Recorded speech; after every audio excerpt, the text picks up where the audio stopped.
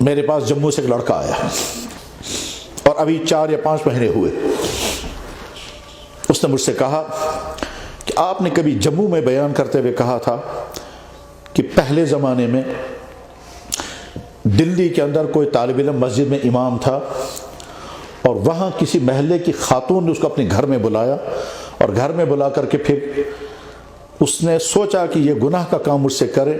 اس لڑکے نے بچنے کی تمام کوشش کی مگر بچ نہیں سکا, بچنے کی امکانات نہیں تھے, تو اس نے اخیر میں تدبیر یہ کی کہ وہ لیٹرین میں جا کر کے اس نے گندی اپنے جسم میں ملی.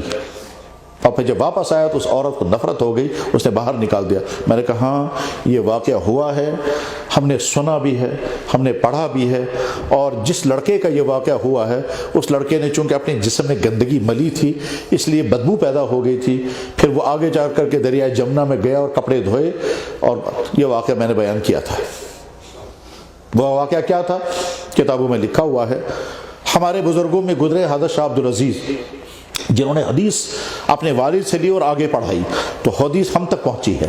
تو شاہ عبدالعزیز کے زمانے میں ایک طالب علم دلی کے اندر ایک محلے کے اندر امام تھا. وہ جوان لڑکا تھا. اس محلے کے اندر کوئی خاتون تھی جس کا شوہر کہیں سفر میں تھا.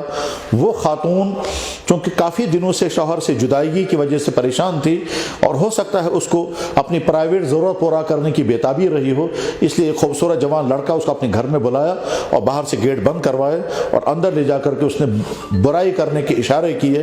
لڑکا پہلے تو سمجھا نہیں, اور جب سمجھ گیا تو اس کے بعد اس نے ارادہ کیا کہ میں یہ گناہ نہیں کر سکتا. اس خاتون نے یہ کہا کہ تم بچ نہیں سکتے, دروازے سارے بند ہیں, تمہیں کرنا ہوگا. اس کے بعد اس طالب علم نے کیا کیا کہ وہ چلا گیا باتھ روم کے اندر, لیٹرین کے اندر, اور وہاں سے گندگی لے کر اپنے جسم پر ملی تاکہ اس عورت کو مجھے دیکھ کر نفرت ہو جائے اور میں بچ جاؤں. چنانچہ ہوا. وہ جب وہاں سے نکل کر آیا تو عورت نے جو ہی دیکھا تو بدبو لگ گئی, اور بدبو کی وجہ سے اس کو بہت ہی نفرت کے ساتھ نکال دیا. یہ بیچارہ طالب علم سبق پڑھنے کے لیے نہیں پہنچ پایا. وہ دریائے جمنا کے کنارے گیا, اپنے بدن کو دھویا, اپنے کپڑوں کو دھویا, جلدی جلدی بھیگے ہوئے کپڑے پہنے اور سبق میں پہنچ گیا. تو جو ہی سبق میں پہنچ گیا تو پوری کلاس کے اندر خوشبو پھیل گئی. تو سارے لوگ کہنے لگے بھائی یہ کیسی خوشبو ہے. وہ سوچنے لگا خوشبو کہاں, میں تو بدبو میں سے نکل کر آیا اور شاید صفائی کرنے میں کوئی کمی رہی ہے اس لیے ان کو بدبو آ رہی ہے. اب وہ محبت کی بنا پر بدبو کے بجائے وہ کہتے ہیں یہ خوشبو ہے. جب سارے طالب علموں نے پوچھا تو آخر میں ان کے استاد نے اس سے پوچھا بھائی تم نے کیا عطر لگایا. اس نے کہا حضرت مجھے معافی دے دیں, میں نے عطر تو نہیں لگایا, بس کپڑے دھوئے ہیں, ہو سکتا ہے کہیں گندگی لگی ہو.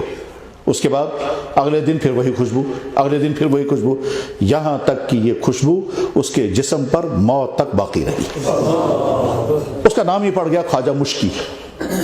میں نے یہ واقعہ کبھی بیان کیا ہوگا.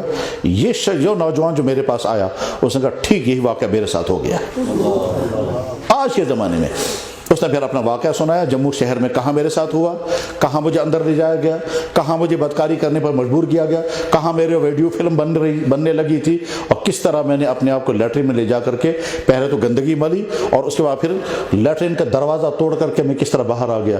آج بھی اور یہی طالب علم مجھ سے کہتا ہے کہ مجھے 3 مرتبہ جناب رسول اکرم صلی اللہ علیہ وسلم کے خواب میں زیارت ہوئی, اور کالج کا لڑکا ہے.